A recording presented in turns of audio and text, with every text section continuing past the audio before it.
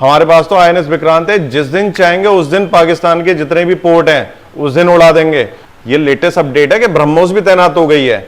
ब्रह्मोस एक ऐसी मिसाइल है जो surface to surface, surface to air, air to air और एयर टू सरफेस कहीं से भी लॉन्च कर दो उसे। मिसाइलों से हम पे हमला किया और ड्रोनों से हमला किया, जम्मू संभाग में किया, उन्होंने कश्मीर में नहीं किया। अगेन उनका जो टारगेट है वो टारगेट केवल हिंदू ही है, मुस्लिम नहीं है उनका टारगेट। रशिया इतना पुराना कंट्री है, हमारा इतना पुराना मित्र है, हमेशा खड़ा हुआ है। जब ये युद्ध शुरू नहीं हुआ था तो रशिया से इंपॉर्टेंट कंसाइनमेंट इंडिया आए थे। अरे भैया उस देश की कंट्री और लीरा है, आप ये देखो कि लीरा कितनी डेप्रिशिएट हो गई वहां पे। उन्हें आज भी वो उस ख्वाबों में है कि हम ऑटोमन एम्पायर हैं, ऑटोमन एम्पायर हैं। अरे भैया ऑटोमन एम्पायर खत्म हो गया, वो राजशाही चली गई तुम्हारी, तुम भी निकल लो यहां से नहीं तो कुटिया दिए जाओगे।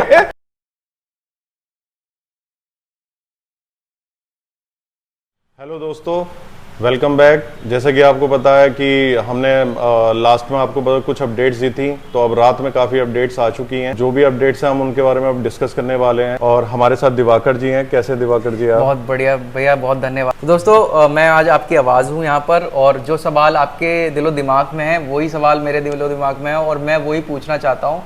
क्योंकि जैसे कि आपको पता है कि अजय भैया जियोपॉलिटिकल एक्सपर्ट हैं, तो मैं अजय भैया से एक वैसी चीज़ पूछूंगा जो हर एक व्यक्ति जानना चाहेगा। भैया देखिए, जैसे ऐसा होता है हमारे जब मोहल्ले में लड़ाई होती है तो जो लड़ाई होती है वो गाली गलौज से होती है। जब हम कॉलेज में होते हैं तो हमारी लड़ाई जो होती है वो हॉकी और बेल्ट और दूसरे मतलब डंडों से होती है। ऐसी जब देशों की लड़ाई होती है तो वो लड़ाई होती है वेपन्स की, मिसाइल्स की, ड्रोन्स की। तो मैं ये भैया जानना चाह रहा हूँ कि इंडिया के पास ऐसे कौन से वेपन्स हैं जो अभी तक यूज़ हो रहे हैं, कौन से ऐसे हिडन वेपन्स हैं जो हम यूज़ कर सकते हैं, और दूसरा पाकिस्तान के पास कितने वेपन्स हैं और कितने दिन तक वो उन वेपन्स को इस्तेमाल कर सकता है। तो ये सारी चीज़ें मतलब बहुत इंपॉर्टेंट हो जाती हैं एज एन इंडियन जानने के लिए कि यार हमें पता तो लगे हम कितने ताकतवर हैं। जैसे दिवाकर जी आपने पूछा तो वेपन्स के बारे में अगर बात करें तो हमारे पास सबसे बड़ा जो ब्रह्मास्त्र है एयर डिफेंस में, जो कि पाकिस्तान पे एयर डिफेंस है ही नहीं, उसका जो एक एयर डिफेंस था वो इंडिया ने उड़ा दिया। तो हमारे पास जो एयर डिफेंस है S-400 के बारे में कहा जाता है कि वर्ल्ड में इससे बेस्ट कोई है ही नहीं। इसके बाद S-500 है, वो अकेले जो रशिया ने बनाया वो रशिया के पास है, उसने मार्केट में कभी बेचा ही नहीं। तो S-400 जिसकी मारक क्षमता 400 किलोमीटर है और जो वॉच कर सकता है वो 600 किलोमीटर तक वॉच कर सकता है। अगर हम इंडिया में बैठे हैं अपने LOC के पास तो वहां से ग्वादर भी हम देख सकते हैं, वहां से हम कराची भी देख सकते हैं, लाहौर भी देख सकते हैं, सब देख सकते हैं। वहां से अगर कोई हम पे स्ट्राइक करेगा, चाहे वो J-17 के द्वारा करे या पाकिस्तान हमारे ऊपर या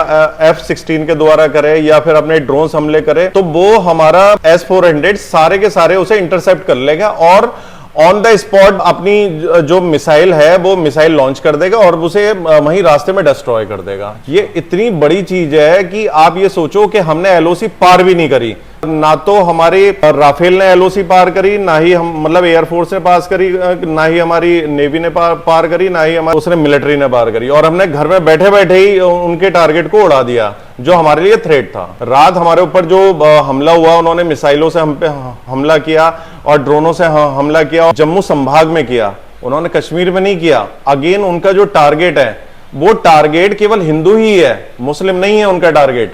अगर ऐसा होता तो वो कश्मीर में करते।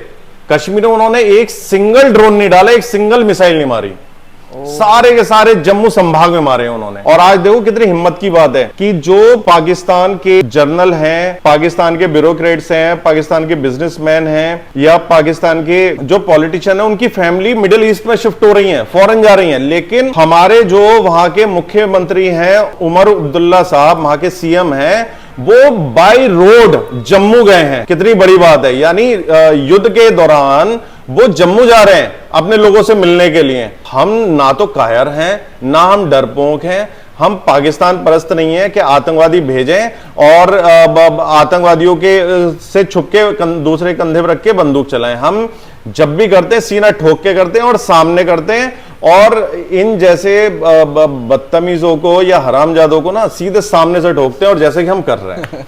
मतलब ये चीज मुझे नहीं पता थी कि हाँ यार ये जम्मू में क्यों कर रहे हैं, पुंछ में क्यों कर रहे हैं, या कश्मीर में क्यों नहीं कर रहे हैं, जबकि मुसलमान तो वहां भी रहता है। बिल्कुल बिल्कुल बिल्कुल। तो ये बताना चाह रहे हैं वहां की जनता को, जम्मू कश्मीर की जनता को, कि आप हमारे भाई हो, हिंदू हमारे भाई नहीं है, जैसा कि अभी आसिफ मुनीर ने पीछे कहा था कि हम ये दो संस्कृतियां, हम दो कभी एक नहीं हो सकते। तो वो ये कह रहे हैं कि आप हमारे साथ मिल जाओ, जम्मू कश्मीर के मुसलमानों, आप हमारे साथ मिल जाओ और हम एक ग्रेटर जम्मू कश्मीर बना देंगे। हम फिर से हम वेपन्स पे आ जाते हैं कि आपने जैसे कि भैया बताया कि हमारे पास एयर डिफेंस सिस्टम है, तीन तरीके के एयर डिफेंस सिस्टम है, और पाकिस्तान के पास चाइनीज एयर डिफेंस सिस्टम है। तो लेकिन अगर हम पाकिस्तान को देखें तो पाकिस्तान एक छोटा सा, यानी हमारे उत्तर प्रदेश से भी छोटा देश वो है, जगह लैंड में छोटा है, तो उसके लिए तो शायद मुझे लग रहा है चाइनीज भी पर्याप्त होगा। तो अब अगर हम बात करें एयरक्राफ्ट्स की, जैसे कि आपको पता है कि अमेरिका ने उसको F-16 दे रखा है, और दूसरे चाइना ने दे रखा है J-17 दे रखा है। तो भैया ये हमारा राफेल का और इन फाइटर जेट्स का क्या कंपैरिजन है? आप देखो, जो J-17 है और F-16 है, इन दोनों को माना जाता है तीसरी पीढ़ी का फाइटर जेट माना जाता है, जबकि राफेल जो है वो 4.5 जनरेशन का स्टेल्थ माना जाता है उसे।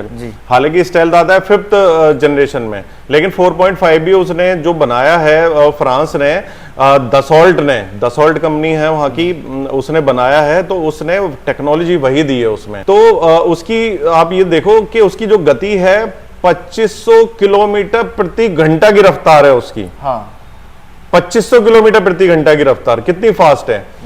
आप सोचोगे उससे पहले वो हमला करके हो सकता है वापस भी आ जाए। ऐसे ही आप एयर डिफेंस देखो तो हमारे पास S-400 तो है ही, इसके साथ साथ हमारे पास आकाश है, आकाश एयर डिफेंस है, मिस्टर सैम है, स्पाइडर है हमारे पास। भैया आकाश से मैं जानना चाहता हूँ, शायद मुझे नहीं लगता, मतलब पता होगा लोगों को, मुझे भी बहुत पहली बार पता था, वो भी आपसे डिस्कशन हो रहा था तब पता लग रहा था। तो सैम का तो हमें पता है, सैम है हमारे पास S-400, और आकाश का कुछ बताइए। मैं बताता हूँ, आप ऐसे सोचो कि कोई चीज लॉन्च होने वाली है, इंडिया की तरफ कोई हमला करने वाला है, और वो 400 किलोमीटर दूर है या 600 किलोमीटर दूर है, तो उसे तो इंटरसेप्ट कर लिया हमारे इसने S-400 ने। लेकिन S-400 की भी एक कैपेसिटी है कि एक साथ में वो 50 मिसाइल फायर कर सकता है, 100 मिसाइल फायर कर सकता है। लेकिन अगर कोई 50 किलोमीटर या 25 किलोमीटर पास से यानी LOC के बिल्कुल करीब से हमारे ऊपर हमला करता है ड्रोन्स के माध्यम से, मिसाइल के माध्यम से, तो उसके लिए ये हमारे जो छोटे स्वदेशी हैं, जैसे आकाश है जो 50 किलोमीटर तक की रेंज है इसकी, तो कोई पास में आ रहा हो जिसे कहीं S-400, क्योंकि हमारे पास इतने सारे हैं नहीं, S-400 हमारे पास 4 हैं, जिसमें 2 हमने LOC पे लगा रखे हैं और एक चाइना के बॉर्डर पे लगा रखा है, एक बांग्लादेश के बॉर्डर पे लगा रखा है हमने। अच्छा, तो हमने वो 800 किलोमीटर का एरिया जो है हमने उसे कवर कर रखा है अपना। तो बाकी जो डिफेंस सिस्टम है हमारे, तो वो हमारे आकाश है, मिस्टर सैम है, स्पाइडर है, या बराक है, बराक 8 है, तो ये सारे जो शॉर्ट रेंज के टारगेट हैं उन्हें डिस्ट्रॉय करने के लिए काम में आते हैं। अच्छा, जो पहाड़ों के पीछे से आते हैं छुप के, किसी ने घर के पीछे से लॉन्च कर दिया, किसी कॉम्प्लेक्स के पीछे से लॉन्च कर दिया। अच्छा। और ये S-400 आता है कि जब आप किसी पर्टिकुलर डिफेंस कॉम्प्लेक्स से, पर्टिकुलर अपने वहां से जहां पे आपकी आर्मी है, जहां पे आपकी पोर्ट है, बंदरगाह है, वहां से लॉन्च करते हो आप, तो वो तो इतना उसका हाई फाई है S-400 कि वो इंटरसेप्ट कर लेता है दूर से ही। अच्छा, लेकिन जो पास से है तो उसके लिए तो हमारे छोटे छोटे से ही काफी हैं। अच्छा, स्वदेशी। इनमें भैया लागत भी कम आती होगी हमारे। हाँ, ये स्वदेशी है तो लागत कम है। अब देखो S-400 की मिसाइल भी बहुत महंगी है। इस हिसाब से तो भैया हम, मतलब जैसे अभी इतनी ज्यादा नीड हो गई, अब लोगों को ये पता लग रहा है कि भैया टैक्स का पैसा कहाँ जा रहा है। अब ज्यादा हम लोग वेपन्स पे और अपनी सिक्योरिटी फोर्स पे और अपनी आर्मी पे और ज्यादा बजट को शायद इनहेंस कर सकते हैं। कम से कम $100 बिलियन हमें उम्मीद थी कि इस बार बजट में माननीय सीतारमन जी बजट में एलोकेशन करेंगे डिफेंस के लिए, लेकिन उन्होंने मात्र उसमें 7 या 8% की इंक्रीमेंट करा, जो कि मुझे लगता है कि लेस है। अभी 70-80 बिलियन डॉलर के आसपास है, जबकि 100 बिलियन डॉलर के आसपास होना चाहिए था, जिससे हम और नई टेक्नोलॉजी लेते और एयर डिफेंस लेते। अभी हमारे पास 2 फ्लीट की जो भारत सरकार भी और हमारे जो एयर चीफ हैं, एयर मार्शल हैं, उन्होंने भी डिमांड किया है कि हमें अभी भी 5th जनरेशन के हमें लड़ाकू विमान चाहिए, क्योंकि हमारे पास जो INS विक्रांत है तो उस पे जो फ्लीट है अभी वो पुरानी हो चुकी है, चाहे वो मिराज हो, ये अभी नई आई है हमारे पास, लेकिन ये इतने नहीं है हमारे पास राफेल। हाँ, कम से कम 105 और चाहिए हमें अभी। उसमें 10 ऑल्ट भी लगा हुआ है कि आप हमसे ले लो, और अमेरिका लगा हुआ है कि आप F-35 ले लो। लेकिन F-35 के साथ एक दिक्कत बहुत है कि F-35 एक ऐसा फाइटर जेट है कि इंडिया अमेरिका जब चाहे उसे लॉक कर सकता है इमरजेंसी में। अच्छा। हाँ, मतलब खरीद हमने लिया, लेकिन उसका जो एक्सेस है वो अमेरिका के पास ही है। क्या बात कर रहे हैं? बिल्कुल। तो इसलिए हम F-35 लेने के अभी इच्छुक नहीं लग रहे हैं। जो पाकिस्तान के पास है? पाकिस्तान के पास F-16 है। F-16 तो आउटडेटेड हो चुका है। अच्छा। वहां पे अब कोई भी कंट्री नहीं खरीद रहा। ये तो बिल्कुल, ये मान लो एकदम कूड़ा फाइटर जेट है। अच्छा। इसे कभी भी कोई भी गिरा दे। हमारे जो अभिनंदन साहब थे, अगर आपने गौर करा हो, हमारा MiG-21 जो बिल्कुल ही आउटडेटेड था, उसने F-16 गिरा दिया था उनका। हाँ हाँ। पाकिस्तान के अंदर जाके। हाँ। तो F-16 की आज की डेट में आउटडेटेड है, ये कोई भी बाय नहीं कर रहा, ये उसने बनाना भी छोड़ दिए हैं। चलिए भैया, इसी क्रम में हम आ जाते हैं फाइटर जेट्स में। जैसे कि फाइटर जेट्स की बात चल रही है, तो भैया जैसे हमारे पास स्वदेशी हमारा तेजस है और राफेल हैं, जो कि आप बता रहे हैं, जो कि हमारे सबसे अभी तक के सबसे एडवांस हैं शायद, और मिराज है, मिग है सर? MiG-21 है, मिराज है। हाँ, MiG-21। तो अब हम कंपैरिजन कर रहे हैं अपनी एयरफोर्स में और पाकिस्तान की जो एयरफोर्स है उसमें, हम कहाँ टिक पा रहे हैं, और जो कि पाकिस्तान हमें पोक कर रहा है कहीं ना कहीं कि भैया हमने तो चाय पिला दी, हमने तुम्हारा जो है अभिनंदन पकड़ लिया, और हर बात पे इनका पोक चल रहा है पिछले कुछ दिन में। अब तो खैर शांत हो गए हैं, बट जो ये कहते हैं कि हमारी एयरफोर्स के जो पायलट हैं वो इतने ज़्यादा एक्सपर्ट हैं कि वो किसी दुनिया मतलब हमसे सीखने आती है। वो ये कहते हैं कि जो टर्की है वो भी हमसे सीखने आता है, तरसते हैं हमारे साथ एक्सरसाइज करने के लिए। तो क्या कितनी सच है इस बात में? जिस देश के पास एक, आपने हिंदी में एक डायलॉग सुना होगा, हमारे यहाँ भारत में बहुत बोला जाता है कि घर में नहीं है दाने, अम्मा चली भुनाने। जिस बंदे के पास खाने को रोटी ना हो, वो बंदा बात कर रहा है युद्ध की, वो बंदा बात कर रहा है फाइटर जेट की, वो बंदा बात कर रहा है कि मैं एस्केलेट कर दूंगा, इसे बहुत लंबी लेके जाऊंगा। आप ये देखो, इनके पास पैसे नहीं है, ये वर्ल्ड बैंक के पास गए और वर्ल्ड बैंक के चीफ को बोला कि भाई आप हमें लोन दो, और इंडिया ने जो हमारा पानी रोका है उससे हमारे किसानों को नुकसान होगा, तो हमें लोन दो, आप हमें उसकी भरपाई करनी है। तो उन्होंने कहा डायरेक्टली, बत्रा साहब जो उसके चेयरमैन है वर्ल्ड बैंक के, उन्होंने कहा कि ये द्विपक्षीय मुद्दा है, इसे आपस में सुलझाओ, हमसे कोई मतलब नहीं है। अच्छा। हमारा काम लोन देने का काम है, हमारा काम ये वाले मुद्दे सुलझाने का नहीं है। तो उन्होंने फटकार लगा दी। इससे ज्यादा और बेइज्जती क्या होगी पाकिस्तान की, कि पाकिस्तान को जहां जाता है वो ही आदमी लात मार के भगा देता है। अभी ये यूएनओ में गए थे, तो यूएनओ में भी इन्हें भगा दिया। अच्छा। हाँ, यूएनओ में लेके गए थे कि पाकिस्तान पे हमला कर दिया अमेरिका ने, वो इंडिया ने हमला कर दिया है, हमें बचाओ। तो वहां पे जो 15 स्थायी सदस्य हैं, उसमें से 13 सदस्यों ने कहा कि हमला आपने किया, उन्होंने नहीं किया। राइट। हाँ। अगर आप आतंकवादी ना भेजते और मैं हिंदुओं को ना मरवाते तो कभी भी ऐसा नहीं होता। हाँ। तो बोले उन्हें राइट है अपने लोगों को प्रोटेक्ट करने का, उन्हें राइट है अपनी धरती पे जो आतंकवादी आए उन्हें नेस्ता नाबूद करने का, उनके अड्डों का, उनकी ट्रेनिंग को, जहां पे ट्रेनिंग होती है उनके आकाओं को और उनकी जो फंडिंग होती है उसे बंद करने का उन्हें पूरा हक है। तो वहां पे 13-2 से वो रिजोल्यूशन भारत के हक में चला गया, और पाकिस्तान जो हमारे खिलाफ प्रस्ताव लेके आया था वो प्रस्ताव 0 हो गया। भैया ऐसा नहीं लग रहा जैसे पाकिस्तान घंटा बन गया है? पहले अमेरिका ने पहला जो है घुस के ओसामा बिन लादेन, फिर इंडिया ने पता है कितनी स्ट्राइक कर दी, उरी कर दिया, ईरान तक ने मार दिया, अब फिर इंडिया ने मार दिया। अरे आप ये देखो ना, ये हमसे कितनी बार आ चुके हैं, अब जो 4 जंग हार चुके हैं, 5वीं जंग है और ये भी हारने वाले हैं। पैसे नहीं है इन पे, लड़ेंगे कैसे? खाने को रोटी तो दो, जो सैनिक कैसे लड़ेगा? सारे तो जितने भी आर्मी वाले हैं वो रिजाइन कर रहे हैं कि भैया हमें नहीं लड़ना। इधर बलूचिस्तान पकड़ के मार रहा है और उधर से वो तहरीक तालिबान मार रहा है हमें पकड़ के, और इधर से इंडिया मार रहा है, हम जाए तो जाए कहां? आपको पता है एशिया का मैप चेंज होने वाला है, एक नया कंट्री आने वाला है जिसे बोलते हैं बलूचिस्तान। बलूचिस्तान में बलूचों को कहीं भी दिख जाए पाकिस्तानी, उस सबसे पहले वो उसे ठिकाने लगा देते हैं, वो गोली मार देते हैं। अभी इनके सैनिक उधर से निकल रहे थे, 14 सैनिक उन्होंने एक मिसाइल से उड़ा दिए, रॉकेट लॉन्चर से। ये हमसे लड़ने की बात कर रहे हैं। अभी बलूचिस्तान गया है, फिर गिलगिट बल्टिस्तान जाएगा, और बाद में ये इनसे सिंध भी जाएगा, क्योंकि पंजाबी किसी को आगे बढ़ने नहीं देता। और वहां के पंजाबी जितने हैं वो या तो आर्मी में बैठे हैं या सारे बिजनेसमैन हैं।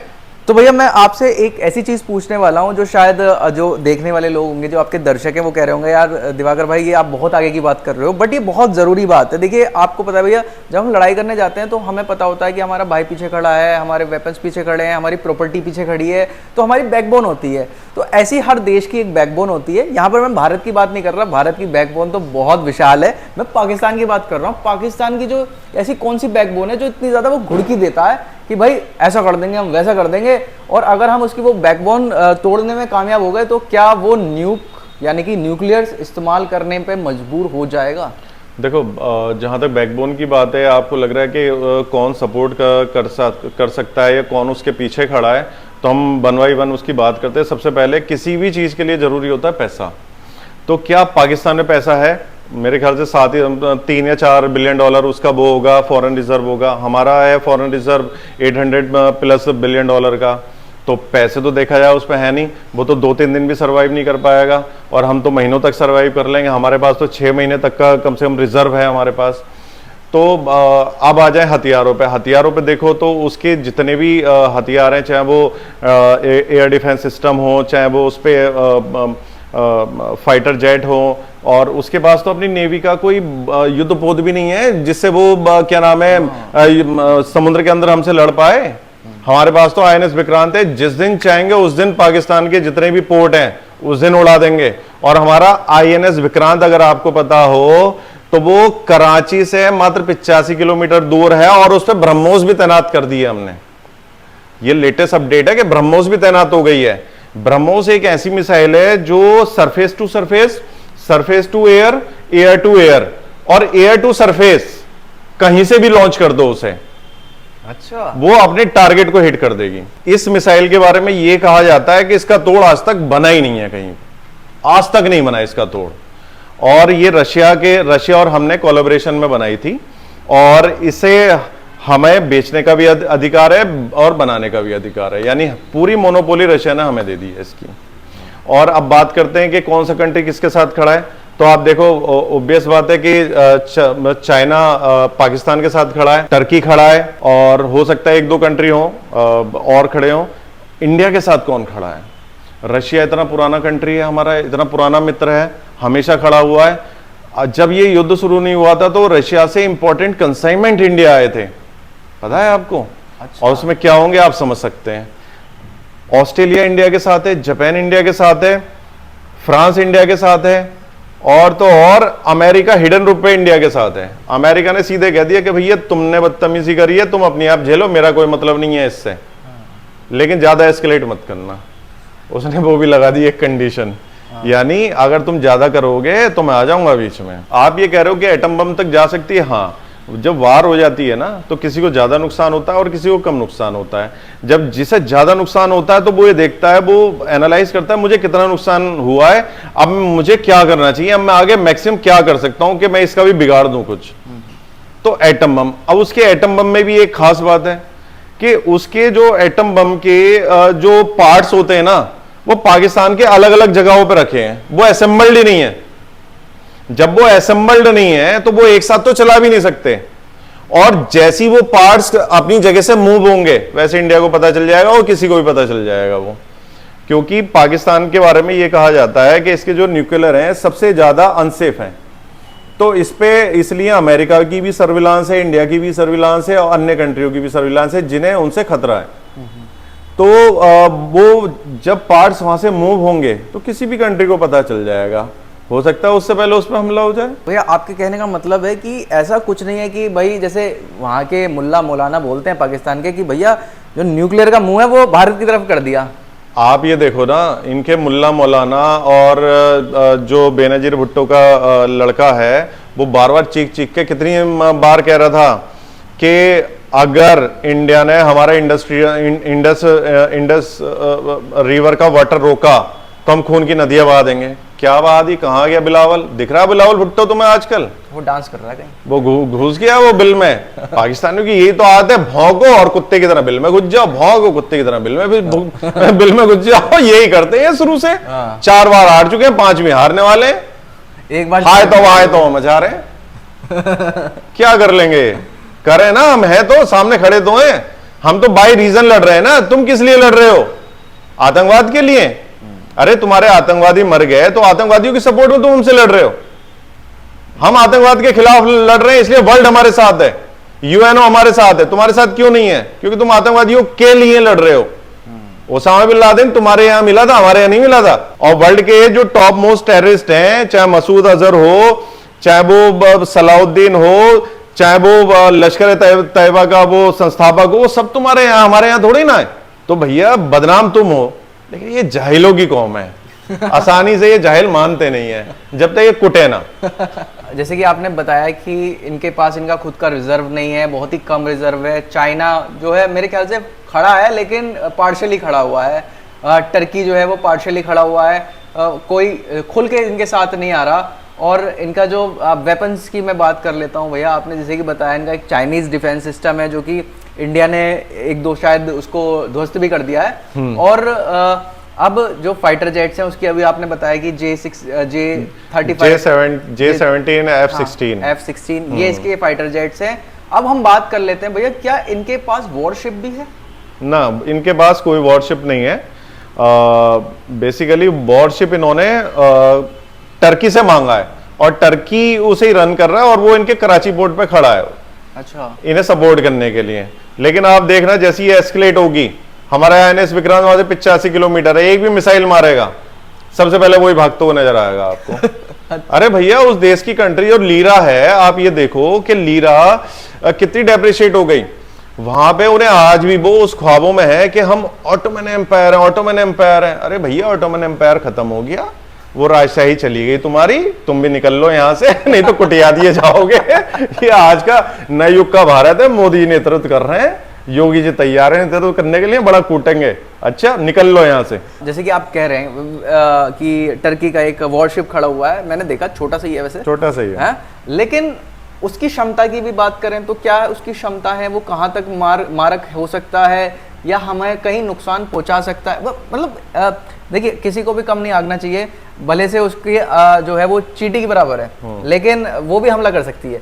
तो उसका जो छोटा सा वॉरशिप है वो टर्की का, क्या वो कितना मारक हो सकता है, वो हमें कहां तक नुकसान पहुंचा सकता है? नहीं देखो, जहां तक INS विक्रांत की बात है तो वो लगभग 35,000 टन का है वो वॉरशिप। वो हमारा युद्धपोत 35,000 टन का, हमारी कई फ्लीटें उसमें खड़ी हो सकती हैं, और हम इतना उसमें ईंधन होता है और इतनी उसमें क्षमता होती है, इतनी स्टोरेज होती है कि हम महीनों से युद्ध कर सकते हैं। लेकिन वो टर्की का जो युद्धपोत है, वो युद्धपोत ऐसा नहीं है कि आप उससे लड़ पाओ। उसमें छोटी मोटी मिसाइलें हो सकती हैं, लेकिन वो बेसिकली सर्विलांस के लिए है। वो युद्धपोत फुल तरीके से नहीं है, वो छोटा सा है जो सर्विलांस कर रहा है कि कोई थ्रेट हो तो हम इन्फॉर्म कर दें। ये कोई भी युद्धपोत नहीं है पाकिस्तान के पास। मिसाइल्स पे आ जाता हूँ मैं, और मिसाइल्स पे आने से मतलब जो हमारे देश की सबसे बड़ी ताकत है, हमारी सबकी प्राउड है, ब्रह्मोस है। आप ब्रह्मोस है, अग्नि 5 हमारी नंबर 1 की है। अगर आपको पता हो, अग्नि 5 जिसकी मारक क्षमता है 5000 किलोमीटर पर आवर। इसका मतलब पूरा पाकिस्तान तो बहुत छोटी सी चीज हो गया, पूरा चाइना, कुछ देश यूरोपियन यूनियन के, यानी वो 5000 किलोमीटर की जो रेंज है उसकी, तो वो लगभग सभी को उसके अंदर उसके क्षमता के अंदर, मारक क्षमता के अंदर आते हैं। धन्यवाद दोस्तों समय देने के लिए। फिर लेटेस्ट अपडेट्स के साथ आपको मिलेंगे। इंडिया पाकिस्तान में जो भी अपडेट्स आएंगी जल्द से जल्द आपको पहुंचाएंगे। फिलहाल भारत सरकार और आर्मी को सल्यूट, उन्हीं की वजह से हम आराम से सो पा रहे हैं, अदरवाइज तो मिसाइलें गिर रही हैं जम्मू में या उनके ड्रोन्स गिर रहे हैं। तो धन्यवाद इंडियन आर्मी, धन्यवाद भारत सरकार, thank you so much, thank you.